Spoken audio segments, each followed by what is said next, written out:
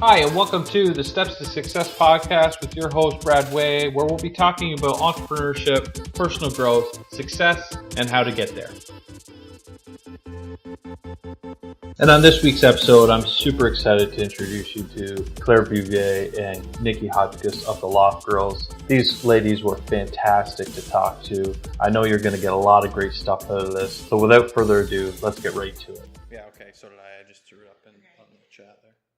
So what's this event that you're organizing? So it's a speaker series for entrepreneurs, from Cindy Gibson to Maria Kronk to women that have been running brick and mortar businesses from 5 years to 45 years. And, local? Yep, everything's local. And we had tickets and it ended up being sold out. Now we're doing a live feed and we need speakers. Right on. And running a whole PA system. So it turned out to be way great, more, but more than you and we have a catering wine, like it's turning into a huge evening. Yeah. But there's always last minute things. Hey, how are you? Nice to see you. Nice to see you. So I'm just gonna confirm. Should I sit here? Yeah, well, wherever. Yeah. I'm just gonna use the washroom. Hi, Niki. Hey. Sorry, today's it's hot out. It's like I was gonna say, yeah. How have you been staying cool? Crazy. It's been crazy. I'm not looking forward to sleeping tonight. No AC? No. And normally it's fine, but it's just I'm not expecting it to be like this. So I think my brain is the expectations so hot is so important. Yeah. Yeah, no, so Saturday was insane. We actually went out apple picking on Sunday. So did we. And it was like, holy... We actually didn't end up apple picking. We have a daughter, so she wanted to do the corn maze out at Wynn's Farms there. And so we did that. Where's and we're that? like, just out 33 towards Adolphustown. Yeah. And so instead of... Yeah, it's really quite nice. So instead of picking apples after that, and we were like, we're just going to buy some apples. We had picked 2-3 weeks before that, so we enjoyed our time, but there's like no breeze within the corn maze, right? Because you're so closed in. I'm like... I know my mom, do you know Rock Dunder up Highway 15? Yeah, I've never been there actually, but it's really popular. Yeah, I did. I heard, So we went yesterday because my mom wanted to go. She likes hiking, and I was like so grumpy by the end of the Well, the weather and heat will do that to you, especially hot. There's nothing worse. I mean, have you been busy in the back? It's coming. It's starting to slow down. Yeah. We need to sell some things. Yeah. Like the guys are still busy, but there's a certain point in the process that everything starts to be like the tradespeople. Mm-hmm. So our work is done, and then it's just like gas fitter, electrician, and then it slows down for us. So it's normal for us to be slower right now, but we're really trying to keep it busy and get going on. Cool. You know? Yeah. So some things should be happening. Do you have an office here now, Brad? Yeah. Cool. Yeah. I like when things do that, when everyone just kind of like combines. Yeah. This is a co-working space. I would totally like it if it was more co-work, like people were frequent, right? My dad was talking about doing out with this, but he doesn't think there's really the market in Napanee. Yeah, it's kind of... I wonder if there is. Like, I mean, I don't know. Yeah. I don't know. We could totally run an event over here just to get some. Pretty cool. Yeah. Okay. Cool. Thanks for taking the time. I mean, this is relatively new for me. I don't know if you know my story, but one of the things that I've been working on lately is kind of putting myself out there a little bit more. I have in the past done lots of traditional things, but not audio. And while this doesn't relate directly to my business, it kind of does, just from a opportunity to business build with entrepreneurs. And what I've done recently is done a lot of inward reflecting on who Brad Way is and what really gets me going. And it's actually connecting with other business people. But fundamentally, that's why I love what I kind of do right now, which is helping business owners with employee benefits plans. It's not the insurance that I love. I like actually talking and sitting down for the half hour, 45 minutes. I actually talk to the business owner about what they're doing. Yeah. So I appreciate you taking the time today to sit with me to kind of fulfill what I love to do, which is connect with people like you. Well, you support us. We're happy to do something like this. So.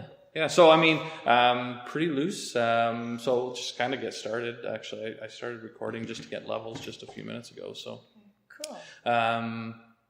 I guess the best place to start, really, for the both of you, is beside her? Wherever you want to sit. Where would you like to sit? Beside Niki. Yeah, absolutely. Well, that's why. I mean, I did ask you to because I thought you were kind of a combo deal. We are. Even our friends text us group text. Yeah, we don't text us individually. And Niki/Claire. And Niki/Claire. That's right. Rachel and Leanne do it. It's funny. So yeah, I mean, why don't there's two of you here, so I mean it's going to be a little bit back and forth. And what I'd like to do is just have more of a conversation than kind of a traditional like Q&A like constantly. But why don't we start, because hopefully the audience, not everybody's going to know who you are. Why don't we just start off by introducing yourselves instead of me doing that for you? So who wants to go first, Claire? Niki? Is this running right now? It is running right now. That's good enough. What I want this to be is actually about who you are and your entrepreneurship, your journey. Podcast is called Steps to Success. The idea is to allow other people that are either in your shoes now or want to be in those similar shoes can learn from you and from other people that we interview. So, in terms of your introduction, I kind of want you to start with where you started, not what I'm doing right now, but where'd you grow up, that kind of thing. Okay, well, I'll start. I'm Claire Bouvier, and I'm the co-founder with Niki Hodgkiss of the Loft Girls mobile fashion truck. Outside of it, I first started as a high school teacher, and that morphed into other business opportunities, working in education, and I started creating the Claire Closet, and it helps to support female entrepreneurs. And how I got into all of this, there was a competition back in university, an entrepreneurial competition within the realm of social entrepreneurship, and it was pretty incredible because you could get paid, you could win the award for an idea, and I thought that was like the coolest thing ever, like having an idea and getting paid seemed pretty awesome. Because you have lots of those? Yeah, and I was like, wait, they'll pay me for a good idea? So I noticed there was a major need for the girls outside. The university was adjacent to the elementary school, and there was a lot of girls just completely bored at lunchtime, at recess, and they said they have nothing to do. And so it kind of got me thinking, well, let's create a program or create something that's allowing them to participate in the community. And it started out really as a magazine for young girls. And I proposed that, and that was the first bit of entrepreneurial experience I had. Mm-hmm. And I ended up winning the competition, and it funded the very beginnings of having an idea and seeing it, executed, and see how it really not only changed their lives, but mine as well. Mm-hmm. And then just kind of it's gone along to like realizing you have an idea, try it, see what happens, and it's crazy, but a lot of cool things have happened because of that. Mm-hmm. And then I'll let Niki introduce and talk more about our wonderful friendship, how it turned into not only a friendship, but also a business. Okay, great. Go ahead, Niki. I mean, you start too back at the beginning and then maybe segue into that kind of introduction. So, I'm Niki Hodgkiss, and I went to school in Toronto, and I did a Bachelor of Arts. And after I finished school, I didn't really know what to do with myself, so I traveled for a while, and then came back to Kingston because I like the big city, but I felt, I don't know, I loved Kingston. I was drawn to like a smaller community, I guess. And I started working for my dad's company, manufacturing hot dog carts. And my dad is really entrepreneurial. But when I started working for Willie Dog, there wasn't really a role for me and not much training in place. So I saw an opportunity for a new business to branch off of Willie Dog, which was food trucks, which was super up and coming. Like it was kind of where the trends were going. Carts were dying down, trucks were becoming more popular. So my dad let me take that project on. So I think 3 years ago we launched the website. We started building food trucks before we even had a website up, Venture Food Trucks. So that was my entrepreneurial endeavor. Other than having a hot dog cart, I ran a hot dog cart for 3 years. So I did that. That's huge. I forgot about that actually. I ran a hot dog cart. But so I started Venture Food Trucks, and that's one of my careers, I guess. And then Claire and I run the Loft Girls together, which we started when we lived next door to each other in a loft. We became friends. In and then Kingston? We Or where were you guys? in Kingston. Okay. I was trying to figure it out. I didn't know if it was a university. I did some background. Yeah. No, I it was realized right that it downtown wasn't. Kingston. Cool. We met as neighbours. Okay. We and shared a wall. Yeah, and we became good friends. And then we decided that we would. Shit's combine gone our downhill or passion. uphill from there? Amazing. Oh my god, incredible. Is that all perspective? Or? When they want to be Nikki's friend, they're mine. And when Yeah. they want to be my friend, they're Nikki's friend too. We're a package deal. Yeah, our Understood. lives are really intertwined now. So the Loft Girls is the project that we focus on together. Where did that come from? Like, where did the Loft Girls kind of idea? The mobile truck itself. Yeah, well, just the I whole think idea. we combined our resources. Like Claire has some really incredible talents and passions, and we had the resources here with the food truck manufacturing. Yeah, it was kind of like Nikki's manufacturing. She's very business savvy. She's got the sales background. She's got literally everything that I had none of these skills. And I had, Nikki's incredibly creative and a designer and all that too. So it was great. But I solely focused on more of the idea side and the creative side. And so the fusion of the two skill sets or groups of skill sets naturally was perfect, and both of us love to travel, so it was like combining what we needed, the manufacturing, the creative, and the travel, and then the fashion love that we both had. It was just like things organically evolved. So who's the boss? It's so fair. Who gets to make the final decision, or does it matter depending on what you're deciding That's to do? what it is. It's We like trust each other in different categories. if there was a boss, this would not be. And I ask because I know you're partners, but I also realize that in certain decision-making scenarios, someone needs to make the final decision. How do you come to that decision, or how do you kind of make decisions if there is no definite one person? Like, because it's the manufacturing side, you're like, have more credibility, or how does that work? Well, I know that, and everyone that knows me, I'm the big ideas, and I get so excited. I'm like, Niki reins me in. I can identify with that. Yeah. Niki reins me in. She's like, Claire, yeah, let's look at the practical side. So I would say like it's very shared, but at the same time, we both have like moments of some clarity in different ways. But we run even small things by each other. Yeah. So even communication. every letter on our Instagram. Yeah, like posts. the way we write things, what we share. Like we don't like surprising each other. I see. I mean, from doing a little bit of research and looking at your social medias, it seems very thought out. Like in that, your social media specifically is very Loft Girls. Like, I mean, there's not a lot of personal content unless you're not sharing that with everybody. Is that a conscious decision, or? The Loft Girls, I think we... No, I'm talking your personal I think I share... social media. I think it would be bit. the I opposite. share... Really? Yeah. Nikki's more I of share a personal less share. about my work on my personal account, but more about my personal life or my interests, my art interests, my fashion interests, my friends, where I find Claire's is more business. It's definitely much more. More business, yeah. Oh, for sure. But the thing I'm is, it's definitely hard. more aware of what I post. Yeah. But the thing is, social media is an interesting thing. You say, we put a lot of thought into it. It is really a reflection of our day-to-day life, though.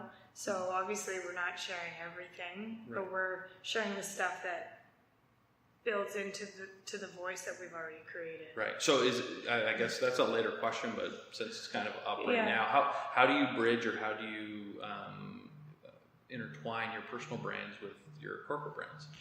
I think we're really true to our... I think you're getting a call. So I just, it's your dad's my There's like 7 phones on the table. Dad boss. Understood. She'll be back soon. Everyone's probably like, where she? Are you? She is doing a podcast. I think we're really true to our personalities on our Loft Girls Instagram account and Facebook, which is why people connect to it. Yeah. Yeah. But also, like, we're both each other's sounding board. I'll get excited about something and then I send it to Niki and she's like, Claire, no. And I'm like, oh, geez, okay. And I'm like, wait a second. And then she'll say, I'm like, hey, no. Or like, yeah, that's great. Like, we kind of just... Or keeping it a shared voice. Like, yes. If you have your own way of communicating, we both communicate differently. And that way, no fun. Sorry, I was like, yeah. No, I've heard it all. Not really. So, I mean, as the song goes, it's not always rainbows and butterflies. How do you guys deal with, navigating the challenges that you've had as a partnership, and, or has there been anything, or has it always been rain? Yeah. We usually talk about things almost right away when something comes up that upsets either of us. Mm-hmm. We're both really well, it's hard. It is hard because we're dealing with the business side. We're dealing with, it's your finances, it's your business, it's your brand, it's your best friend. It's a lot of things. And we have to have conversations every day. Are you feeling nice? We check in. Is that a typical, hey, how are you feeling today? No, we say, are you feeling nice today? That's a new one. I like that. Because we don't do all of our work together, so we might not see each other till the evening, because obviously we both have... We're working on a lot of things, and some things are separate or remote. But I think, like Niki said, like anyone, you talk to anyone, even if it's not a business, communication is so important. And sometimes when you break down what does that communication look like, and it's just a matter of, like anything, checking in with the other person, like, are we on the same page? Right. How do you feel? How can we change something? And at the end of the day, it's like an absolute love of each other that we care about how the other person's feeling, and that's ultimately what's going to make this brand and our business succeed, is that we genuinely care about the other person and their well-being. Yeah. And so if we can make sure that that's first and foremost, then all the other stuff is like the candy on top and the extras, and we get offered all sorts of opportunities. But we're doing what we love, and we're making sure that the other person is getting what they need, to be happy. So maybe you've answered this question just in some of the previous questions I've asked, but who are the Loft Girls? What is that brand? Well, we can talk about the very beginnings. Remember high-low life? Oh, yeah. That was that's where it's the philosophy came from. I think the Loft Girls, I feel like we don't actually get asked this question very often. No, these are good questions, but this is what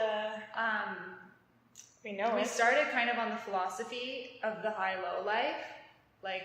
What? High-low life? Metaphorically and literally, high-low life, because we really like thrift fashion, but we also like high-end designer. Understood. So it was like that, but then we also were...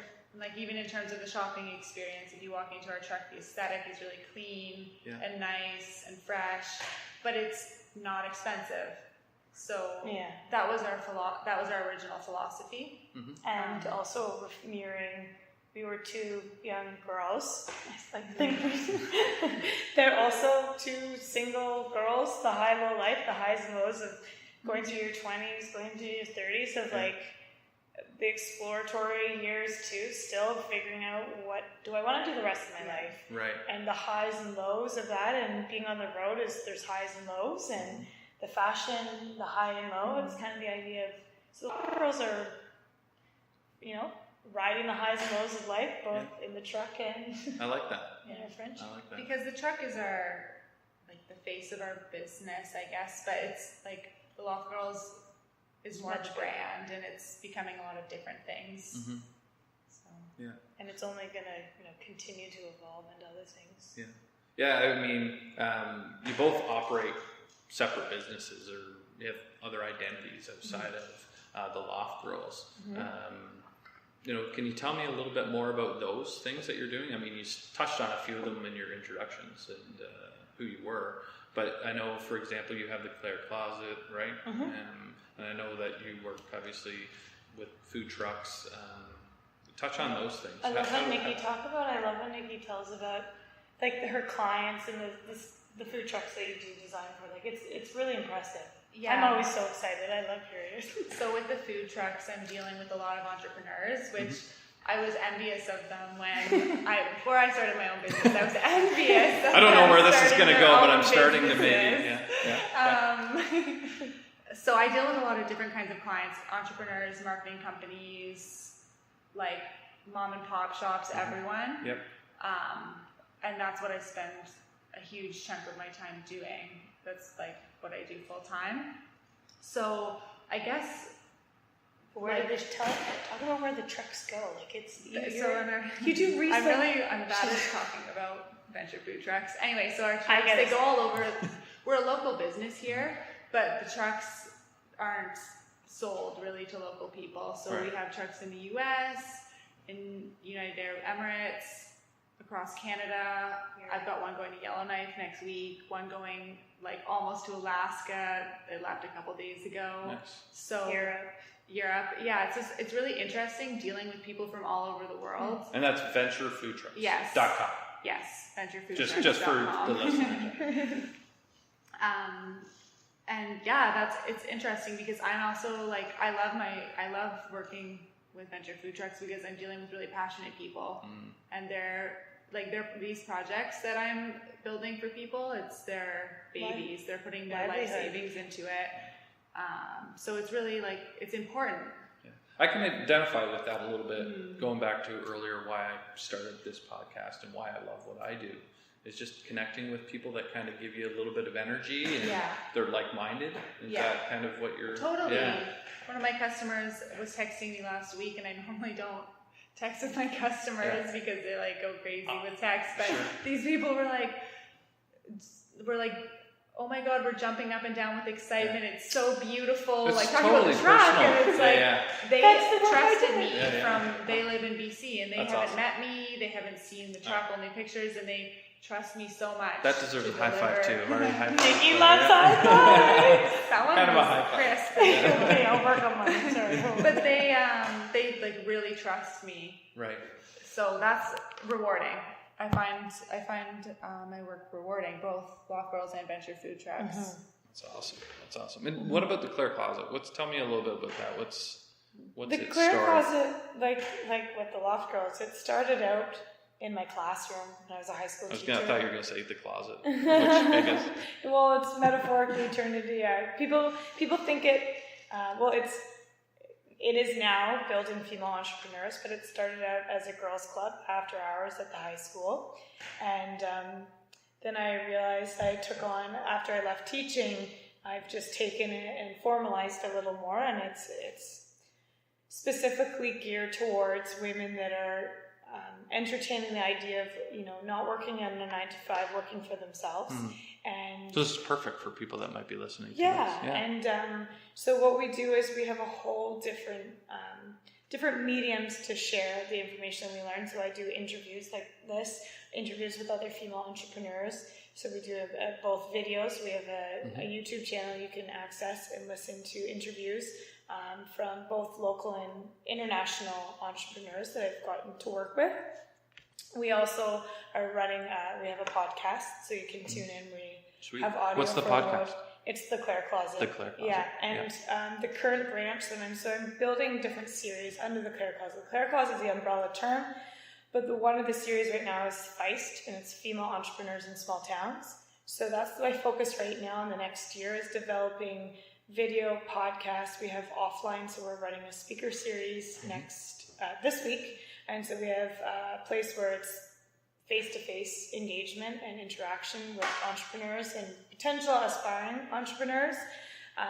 And then we're creating co-working and opportunities camps, kind of co-working camps for these female entrepreneurs so they can actually come and work with each other and we can give them some direction within workshops and stuff. So it's right now is just creating a whole bunch of products, giving female entrepreneurs the opportunity to both test and execute different things that they're interested in.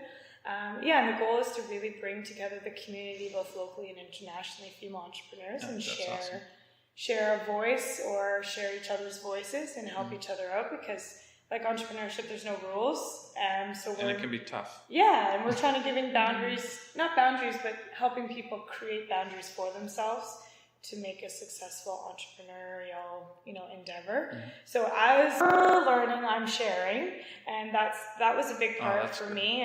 As I'm doing the field work I want to share, because once you kind of figure it all out, you forget while you're going, or 10 years down the road, I'll be like, oh yeah, that wasn't intuitive. Like that wasn't something I should have known. I learned that. Yeah. And that's a big part of, for me, entrepreneurship is actually sharing what you're learning as we do. And the Loft Girls does a good job. We're always like kind of showing our successes and failures on an equal level to kind of show the journey of it. Yeah.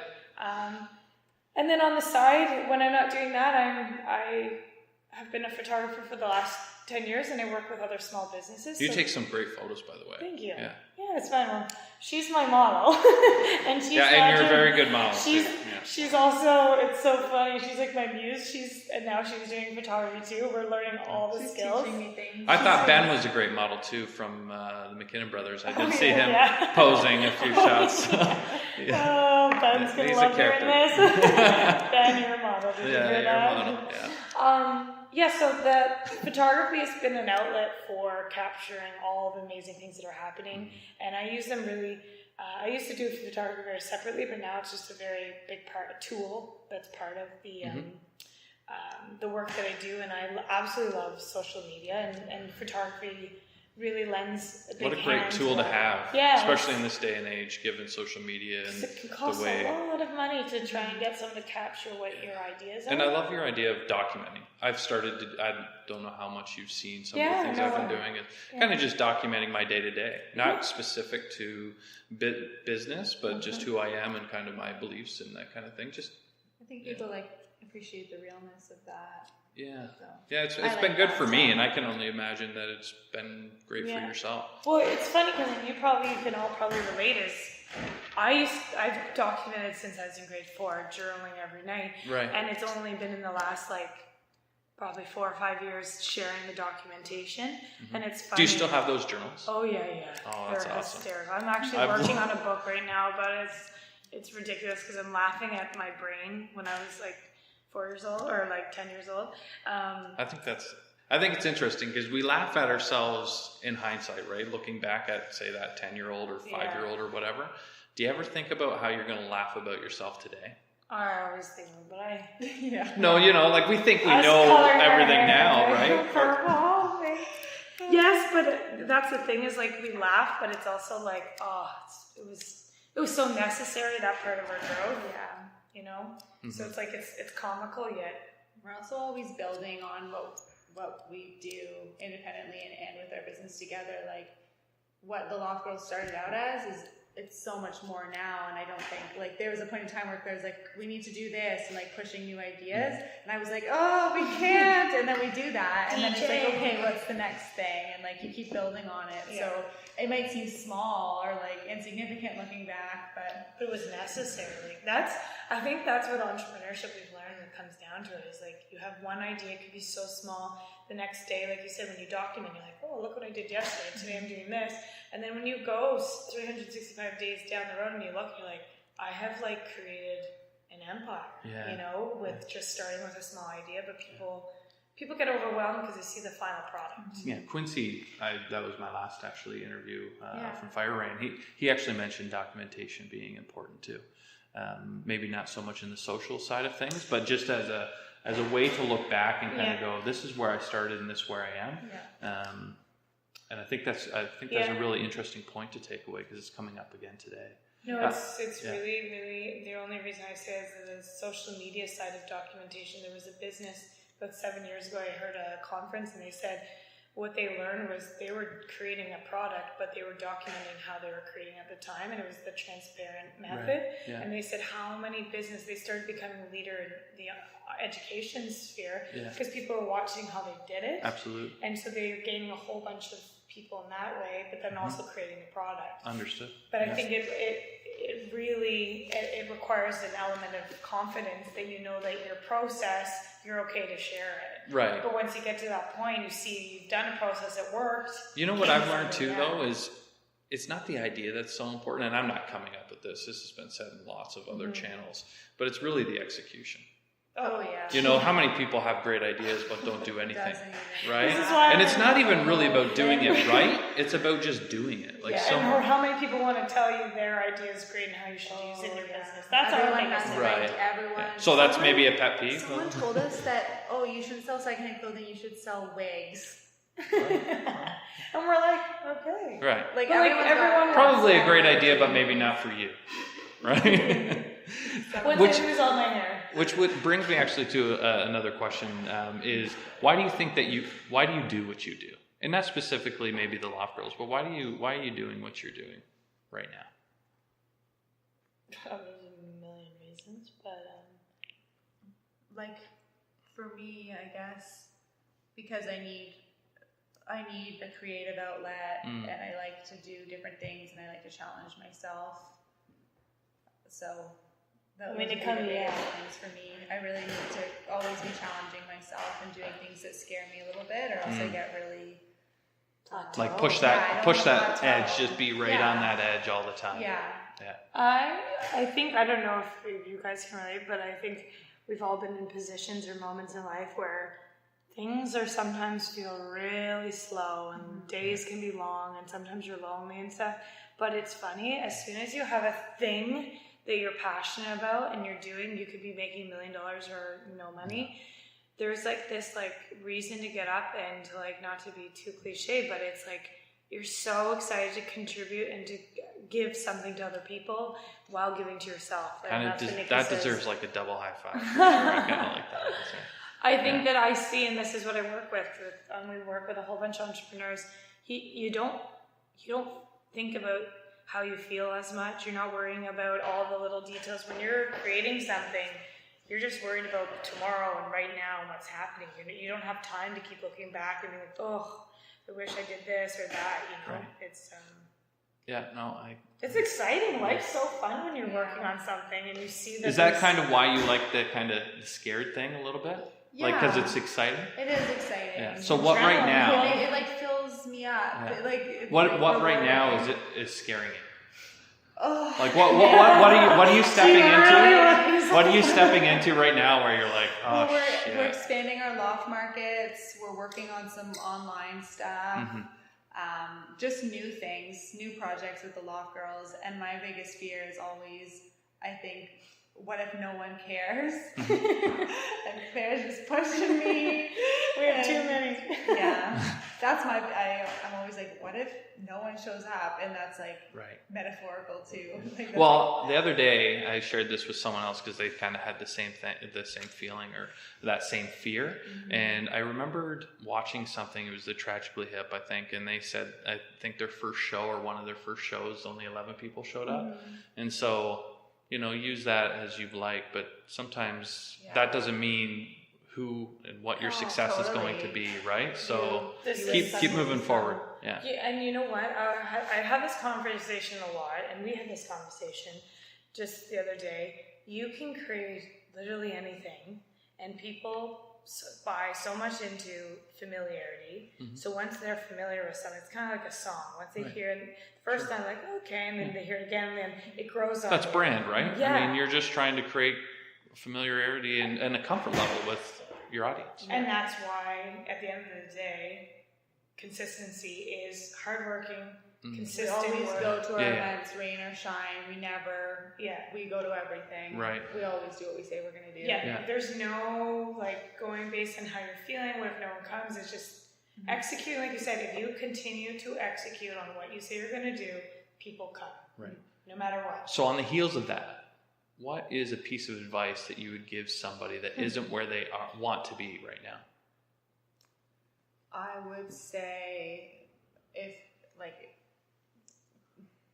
if it's someone going an entrepreneurial route, I think you need to follow through. I think you need to execute your ideas instead of just waiting and thinking about it and being scared. I think people need to go for it. So do it. Because, there's always someone else that has another idea. And do you think patience too is another big word that I hear over and over with some of the, like, instead of expecting it to happen right away, do you think stay consistent? Do you think patience plays a role in success? For sure. Like how we just touched on, showing up for things. Right. Yeah. I mean, it's funny because I think of patient, and I think when you think of patient, you put out a product, you execute and sit back and wait. I feel like I'm probably the least patient person because I'm the opposite. I put something out and I'm like, okay, then I'm going to keep pushing a million other things and keep pushing people to that thing. Right. So I guess you're being patient, but you're being like a very active participant in the waiting. I don't feel like patience. I'm sitting back, like, which I think some people think, like, they do all the work, they create this one product and they put it out, and then I think people misunderstand patience is like sitting back and like things will happen. Well, here's I guess, are you where you want to be right now? We're way ahead. I feel like we're further than we even. I'm happy. We thought you know what our plan was? Let's do a really cool summer project. Worst case scenario, we sell a truck at the end of the. Do you have like further goals? Oh yeah. We have a 5-year plan. Yeah. So I guess when I say patience, I think you're being patient. Even though you're still working hard, you still have goals that maybe you're going to still achieve, and you know you're being patient in that. I guess I just see so many people personally give up way too soon. Yeah. And they just think that everything's supposed to happen like that. And that if they just gave themselves a little bit more time, staying consistent, continuing to push stuff out there, things would happen. I think though you have to be careful though with that, because I guess you think we're patient, but at the same time, we created a product, we had a very small goal. Let's sell clothes out of a truck. That was it. That was our goal. Sure. We're now expanding into ways that we couldn't even imagine. So to be patient, we don't even know what we're being patient for because all these things are happening. And I think, you know, like you said, documenting, seeing how much has happened in that time. So yes, being patient is really important, but just trusting that you can only go up. Like you really can. You're going to have like little dips that you fall and go in down a detour or whatever. I hit someone's car this afternoon, so that was a down. but like that's not going to end your whole business or my day, right? I mean, feel awful in the moment. It still have a little bit of in here, and I feel worse for them really. But I feel bad. So, anyways, that's that mini down. I was just thinking, like, I've hit a lot of. In my own driveway, a parked car. She hit my car. I hit her car and another car in 1 week. I was glad when it was hers, though, and not a random person. Right. 2 random people. Right. Yeah, I knew the person. But I think like not over stressing. Like we both stress out about different things, but like a couple weeks ago, our truck wouldn't start. And like neither of us broke down in tears. We had an event the next day. How do you bring yourself back to like a center? We fail so many times. Okay. Do you both fail at the same time, or is there always one? No, it takes turns. Some days they're like we're both not doing well, and we're like, okay, well, let's just stop and we'll try again tomorrow. What do you think the number one reason why people fail? Well, there's a combination, but I really think Niki and I, when you look at us, we have a ton of skill sets and we're this and that, but at the end of the day, deep down inside, we're both built to just, like, failure has been so part of our upbringing, and a child that we know that, okay, that didn't work out, it's like more of pivoting than like a failure, so. And hard work, like I think hard work is more important than being super smart. I think hard work is really skills are important, but hard work will kind of put you over the top. We both have fathers that have ingrained that is that pivoting instead of failing, and we, like, my dad would always say, I know Niki's dad says the same, but he says, word too. Literally, he says, Claire, you just have to be a kind person and you have to work hard, and he says everything will fall into place. And I think that is the 2 values that we both share. That we're like, we treat other people like we want to be treated, and we work really hard. Yeah. That was an incredible answer. I love it. I love it. Oh, we like you. Yeah. Well, that's part of the family, trying to be nice, right? But no, it's true. It's true. Working hard are 2 really important things. Yeah. All the other I love the word pivot. I've been using it recently. I've been always a big person you have to move forward. That doesn't mean it's always in the same direction. Totally, and I'm a terrible basketball player, so don't. Yeah. I lift my foot all the time. Double dribble. Exactly. Yeah. No, that's awesome. All right, so kind of a lightning round of questions.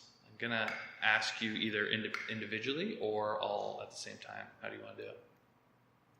Well, if we ask this as a group, can we just like share the answer? You like alternate or? Yeah. That's how we're gonna do it. Because it's not gonna be. It's not. It's not gonna be the same answer. For sure. All right. So, what is your favorite word? Awesome.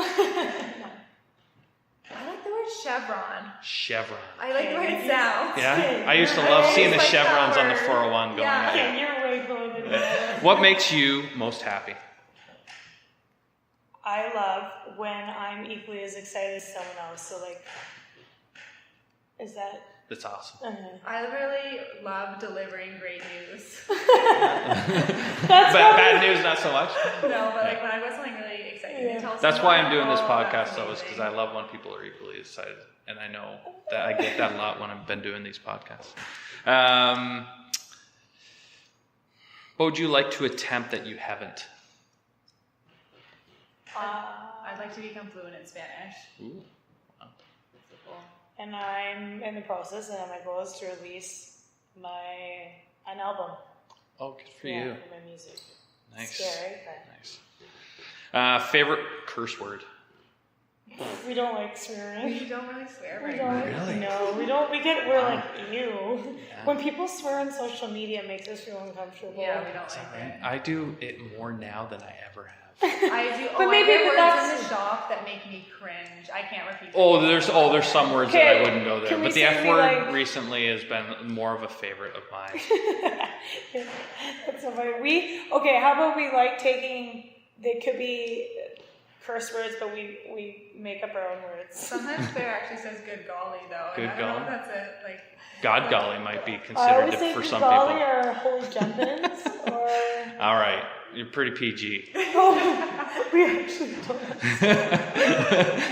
What are you not very good at? Oh, there's a lot. Can we have a I'm couple? not good at talking about myself. Like I'm not good at This? this kind of thing. You've been doing great. It makes me nervous and I have a hard time. Like Claire was pushing me with a bunch of food trucks, like to say more about it. When someone asks me what I do, I think of like 3 words to describe it, and I'm done. I think you've been fantastic. What about you, Claire? What do you know? I'm really bad at saying no. Ooh. Still working on it. On a scale of 1 to 10, how weird are you? Oh, I am. Okay, we're both 20, so we're okay with that. Yeah. What follow-up question? This isn't written try- down, but since you've given that answer, what makes you really weird? Like what? We both, this is where I can say both of us, we see the world in a very interesting way. We're observant in ways that people, when they're with us, and we've heard it many times, we're like, you guys notice the funniest things. And it's true, like we notice everything. Yeah. Are you clean or messy? I'm pretty clean. How about you? I'm like one extreme, like things go like a hurricane, and then I'm like insanely clean. All right, last question. Tell me something that is true that almost nobody knows about you. Oh, jeez. You get the... These are good questions. No one knows about me. I wish we had time to think of this. That like, can some people know? Oh yeah, I'm sure. Okay. Yeah, it doesn't have to be, but I mean, the audience might not know, and certainly maybe people within. This sounds... Yeah. I really, really don't like having my hair wet. Okay. So like, I wash it maybe once a week. Okay, gotcha. On that same kind of note, I used to obsessively paint my nails like 4 or 5 times a week. Okay. Like not something I've done, but yeah. So I used to paint my nails all the time, and I've toned it down. But I'm a huge fan of painting my nails. those are great answers. I love them. That's awesome. Well, thanks so much. I appreciate you taking the time. I know you're really busy. I know, it's a great deal of effort sometimes to make these things happen. No, we and really I appreciate it. this stuff's important. I mean, if it was, I would love to listen to other people. Like, I love listening to other people's stories. You're also doing really cool things in the community that a lot of people aren't doing. So we were excited to work with you on this. That's very nice. No, I appreciate it. And we'd love to share it on our channels too. That'd be great. Yeah, absolutely. Can we listen first? Yeah. It's gonna be pretty raw. It's gonna be pretty raw. I needed to cut out of my language. Obsessive and jealous. Our first interview we did together, we used those words. Yeah. And they just don't sound good. I love the raw. This will be pretty raw when it goes out, including this conversation. I wash my hair. Also that you don't swear. And that you're, I think. If I'm on the soccer field, but not in a business realm or with each other, we don't like. And Niki does not like the word "shut up." Never. That's a bad one. That word. Yeah, that's a bad one. It's a real. That's a bad word. Yeah, it's mean. It is mean. Well, thanks again. I appreciate it. Have a great day. Thanks, Brad. All right, make it as good as you can, as I say on my vlog. Hey everyone, thanks so much for joining me on this week's episode. I really appreciate you taking the time. If before you go you could just quickly leave me some feedback, I'd really appreciate it. Hope you have a great day. Just remember, success comes one step at a time.